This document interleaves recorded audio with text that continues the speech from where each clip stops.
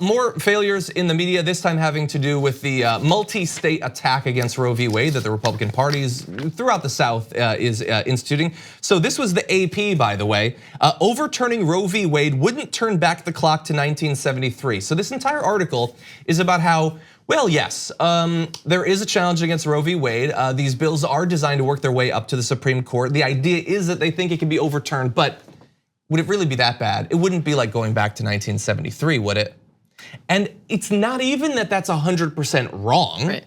We have moved on in some other ways, but that's your framing, that's your focus amidst all of these assaults and the women who could end up in prison for the rest of your lives. This is what the AP is choosing to put out there. Like, there are a lot of facts, a lot of things that are fact, but it matters how you tell a story and what aspects of a story that you choose to tell. And telling this side of a story, highlighting that, it does minimize that we're talking about the loss of reproductive rights. Yeah. It minimizes that. It's like, oh, there are choices and there will still be choices. This reminds me of, and we talked about this before, there was a story in Atlanta where 2 prostitutes were murdered.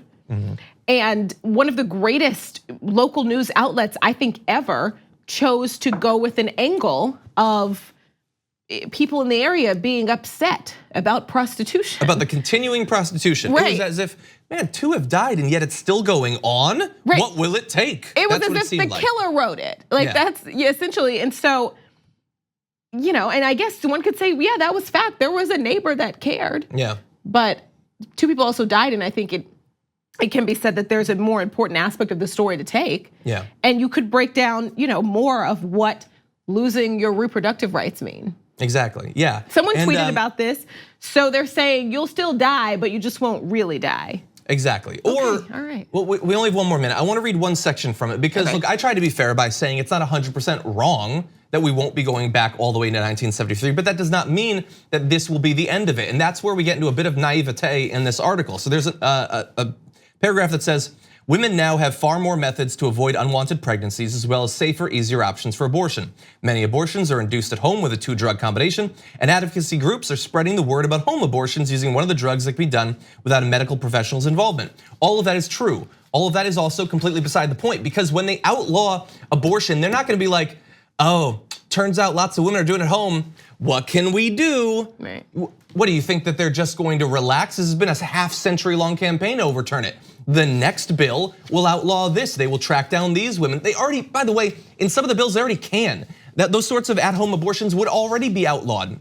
And so this attempt to, I don't know, reassure women that it won't be the end of the world while also sort of easing the way for the passage of more of these laws completely misses the overall strategy that the anti-abortion forces are currently using, and underestimating the passion with which they will continue this war even after Roe v. Wade is formally overturned. That will not be the end of it is just the beginning.